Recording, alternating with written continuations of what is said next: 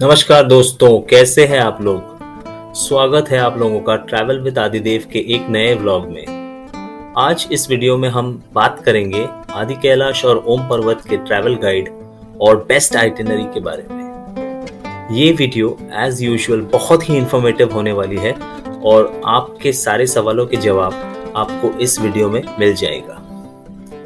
आपने जैसे इस सीरीज को यानी आदि कैलाश और ओम पर्वत सीरीज को ढेर सारा प्यार दिया, उसी तरह इस वीडियो को पूरा देखिए। आपको अपने टाइम का वैल्यू जरूर मिलेगा। सबसे पहले बात करेंगे आदि कैलाश के बारे में। आदि कैलाश पंच कैलाशों में से एक है। हिंदू धर्म में पंच कैलाश भगवान शिव के 5 सबसे पवित्र निवास स्थान माने जाते हैं, जो हिमालय में स्थित है।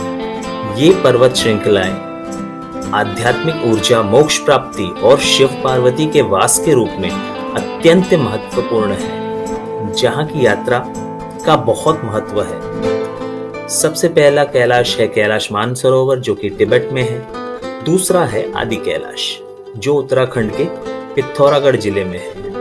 और बाकी के 3 कैलाश किन्नौर कैलाश, मणिमहेश कैलाश और श्रीखंड महादेव हिमाचल प्रदेश में है। आदि कैलाश की यात्रा करने के लिए आपको पहुंचना होगा धारचूला, जिसे आदि कैलाश का गेटवे कहा जाता है। जो लोग फ्लाइट से आएंगे उनके लिए सबसे नजदीक का एयरपोर्ट है पंतनगर, जहां से धारचूला बाय रोड है 340 किलोमीटर्स, जिसके लिए आपको शेयर टैक्सी मिल जाएगी या आप प्राइवेट कार भी बुक कर सकते हैं। अगर आप ट्रेन से आना चाहते हैं तो आपको काठगोदाम, हल्द्वानी या टनकपुर आना होगा। भारत के कई शहरों से हल्द्वानी वेल कनेक्टेड है। काठगोदाम से 270 किलोमीटर बाय रोड और टनकपुर से 240 किलोमीटर डिस्टेंस है धारचूला। अगर आप चाहें तो पिथौरागढ़ में भी स्टे कर सकते हैं, डिपेंडिंग अपॉन आपका ट्रेन कितने बजे आपको पहुंचाता है। आप बाय रोड भी आ सकते हैं दिल्ली, मुंबई या पुणे जैसे शहरों से। रोड कंडीशंस बहुत ही डेवलप हो चुके हैं और दिल्ली से धारचूला का डिस्टेंस है 590 किलोमीटर्स और समय लगेगा 12 से 13 घंटे। अगर आप मुंबई से अपनी गाड़ी लेकर आएंगे तो आपको 3 दिनों में 2000 किलोमीटर तय करना होगा, which is quite a challenge. But आप ट्रैवल करते हैं दिल्ली मुंबई एक्सप्रेसवे से, जहां आपका ट्रैवल काफी सुखद रहता है। धारचूला पहुंचने पर आपका सबसे जरूरी काम है इनर लाइन परमिट, क्योंकि आदि कैलाश और ओम पर्वत लोकेटेड है इंडिया, नेपाल और तिब्बत बॉर्डर पर। आपको यहां जाने के लिए गवर्नमेंट से परमिशन लेना होता है, क्योंकि ये बहुत ही सेंसिटिव एरियाज है और यही permit on the way specific destinations पे चेक किया जाता है। परमिट आप धारचूला में जहां स्टे करेंगे वहां भी बोल सकते हैं। They will arrange it for you at a nominal cost of 1200 to 1300 पर पर्सन।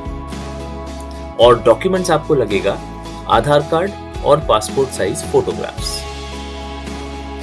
आप किसी एजेंट से बात करके पहले ही सॉफ्ट कॉपी भेज सकते हैं आपके डॉक्यूमेंट्स का, जिससे आपके पहुंचने से पहले आपका परमिट बन जाए। इससे आपका आधा दिन बचेगा और क्योंकि धारचूला एक बॉर्डर टाउन है and is well connected with Nepal,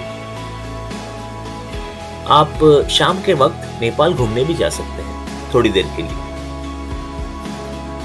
alternatively अगर आप पिथौरागढ़ स्टे करते हैं तो आप आपके एजेंट से बात करके लीजिए कि अगले दिन सुबह आप धारचूला से परमिट कलेक्ट करेंगे और आगे निकल जाएंगे।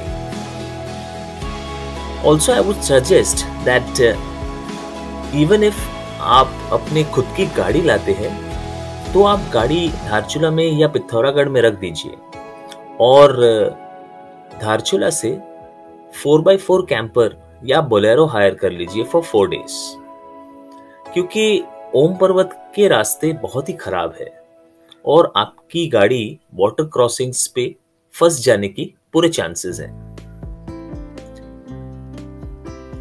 हमने आदि कैलाश और ओम पर्वत दर्शन करने के साथ साथ दारमा वैली भी अपने पैकेज में इंक्लूड किया था। दारमा वैली एक बहुत ही खूबसूरत डेस्टिनेशन है जहां से पंचाचुल्ली पर्वतों के सबसे अच्छे व्यूज मिलते हैं। ऑल्सो ये एक लेस एक्सप्लोर्ड डेस्टिनेशन है और काफी शांति है इस जगह पर। अगर आप पहाड़ प्रेमी हैं तो ये आपके लिए एक आइडियल लोकेशन हो सकता है।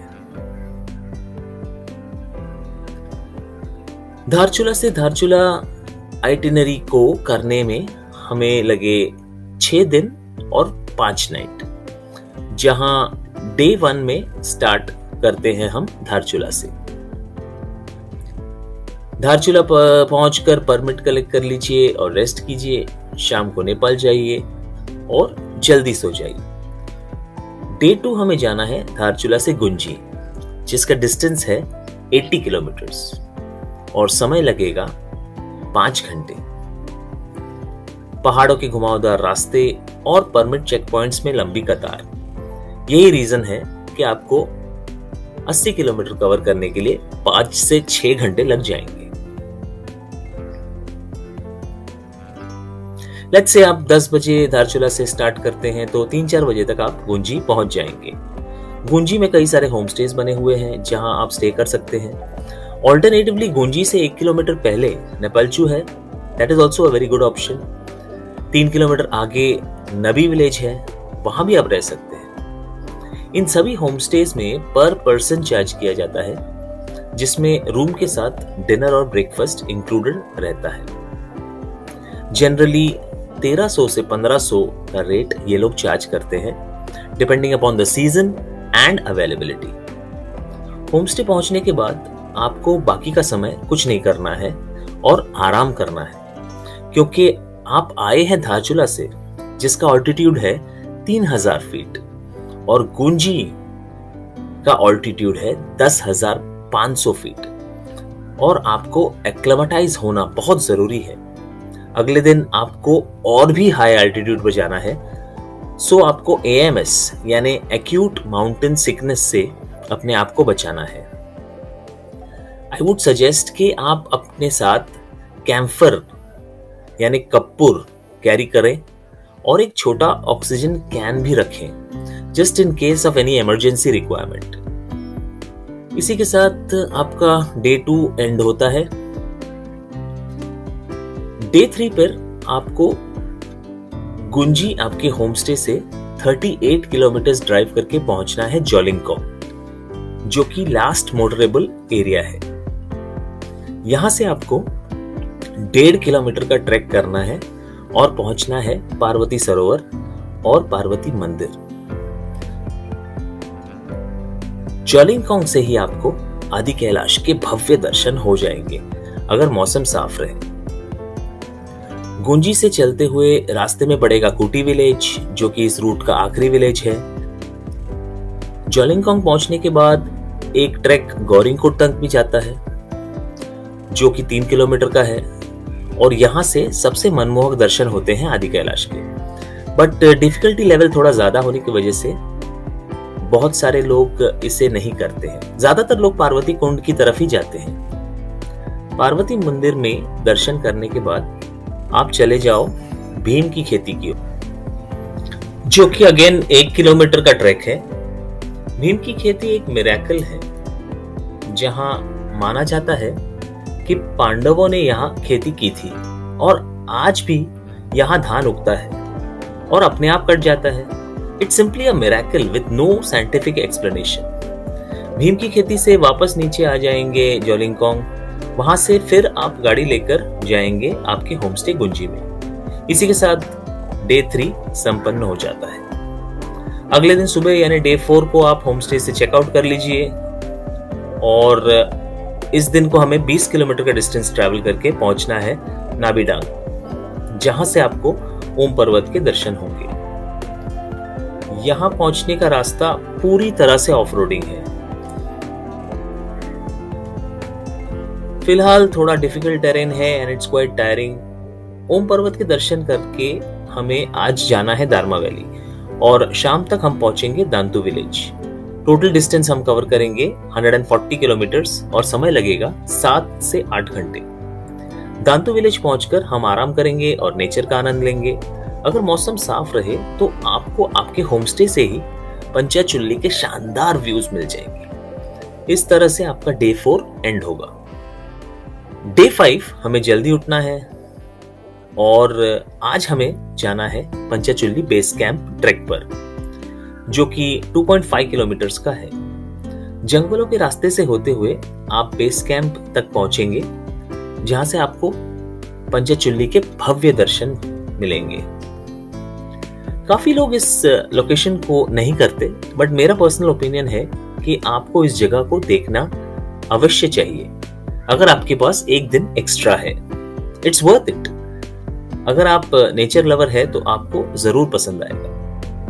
डे 6 में आपको दांतू विलेज से चेकआउट कर जाना है धारचूला के लिए। आप चाहे तो धारचूला नाइट स्टे कर सकते हैं या 100 किलोमीटर्स आगे आकर पिथौरागढ़ में रुक सकते हैं। मेरा सजेशन रहेगा कि आप प्रॉपर धारचूला टाउन को अवॉइड करें for stay, as it is congested, रास्ते तंग हैं और काफी शोर है। बेटर है आप धारचूला के आउटस्कर्ट्स में रहें। हम रहे थे जिमताड़ में, जो कि 4 किलोमीटर पहले है धारचूला से। अगले दिन सुबह आप अपने गंतव्य पर अपने मोड ऑफ ट्रांसपोर्ट लेकर चले जा सकते हैं। इसी तरह से आपकी यह दिव्य यात्रा संपन्न होगी। अगर हम बात करें एस्टिमेटेड कॉस्ट की, तो पर पर्सन ये आता है 16,000 से 18,000 के बीच में पर पर्सन, अगर आप 5 लोग गाड़ी शेयर करते हैं तो, which is very economical considering the entire circuit difficulty factor. हाँ, अगर आप 3 लोग हैं तो कॉस्ट बढ़ जाता है।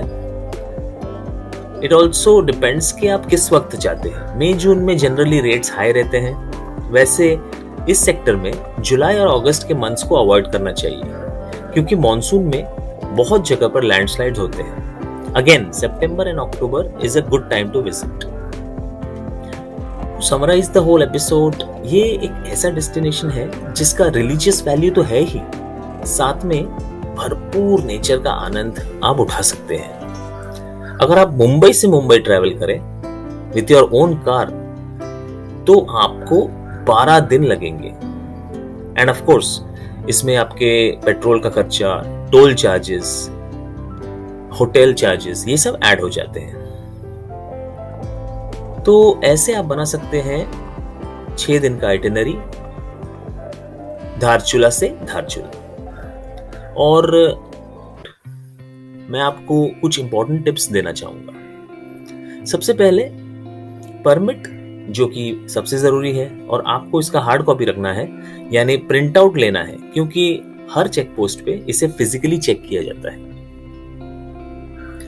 इसके ऊपर आपका नाम, गाड़ी नंबर लिखना ये भी जरूरी है, क्योंकि ये हर जगह पूछते हैं, तो it's better you right it down. Second point है कि ऑक्सीजन कैन और कैम्फर साथ में रखना बहुत जरूरी है, क्योंकि 16,000 फीट पर आपको प्रॉब्लम हो सकता है एएमएस का, यानी एक्यूट माउंटेन सिकनेस का। इसके लिए आपको प्रिपेयर्ड रहना बहुत जरूरी है।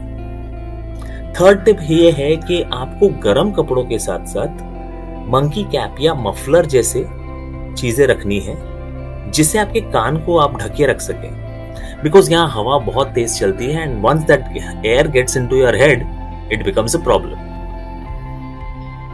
फोर्थ टिप ये है कि यहाँ पे नेटवर्क 0 हो जाता है। हमारे पास एक जियो का सिम था, जिसमें कहीं कहीं एक डंडी सिग्नल मिल जाती थी, जिससे आप सिर्फ कॉल कर सकते हैं just in case you need to, but most of the time there is no network. Fifth tip ये है कि आप सुबह जल्दी उठिए और हर जगह जो भी डेस्टिनेशन आपको जाना है वहां पे आपको सुबह जल्दी निकल जाना है, एज सून एज पॉसिबल, 7 बजे, 7:30 बजे, 8 बजे तक, क्योंकि पहाड़ों में दोपहर के बाद मौसम अचानक बदल जाता है और बारिश भी हो सकती है, जो कि आपको एक अनप्रेडिक्टेबल सिचुएशन में डाल देता है। तो ये थी कुछ इंपॉर्टेंट टिप्स। होप कि आपको ये वीडियो हेल्पफुल लगा। तो आप कमेंट करके मुझे आपके क्वेश्चंस भी पूछ सकते हैं। I will try to share as much information as I can to your specific questions. तो बोलो हर हर महादेव। इसी के साथ हम इस व्लॉग को एंड करेंगे। आप लोग स्वस्थ रहिए, खुश रहिए और जल्दी मिलेंगे एक नए डेस्टिनेशन पर। Thank you so much for watching.